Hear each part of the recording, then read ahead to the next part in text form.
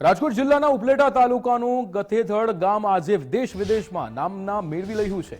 વેણુ ડેમના કાંઠે વસેલું ગધેથડ ગામ એ સામાન્ય રીતે કોઈ મહત્વના કાર્ય માટે નહીં, પરંતુ અહીંના ગાયત્રી આશ્રમના નિર્માણ કાર્ય કરનાર સંત એવા પૂજ્ય લાલ બાપુને લઈને છેલ્લા 2 દાયકાથી ખૂબ જ પ્રખ્યાત થયું છે।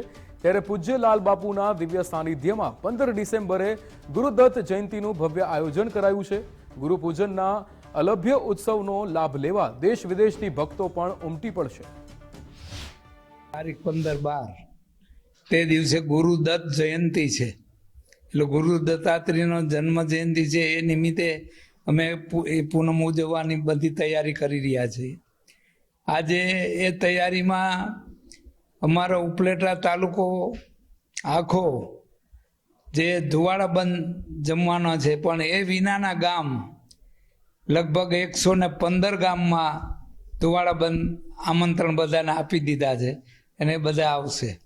અને જેમ જાજા માણસ જમે એવી અમારી પહેલેથી ભાવના છે, અને કાયમી અમારે અહીંયા અન્નક્ષેત્ર ચાલે છે, એટલે દરરોજને માટે 500, 700, 1000 માણસ તો કાયમી જમતું હોય છે, બપોર સાંજ થઈને।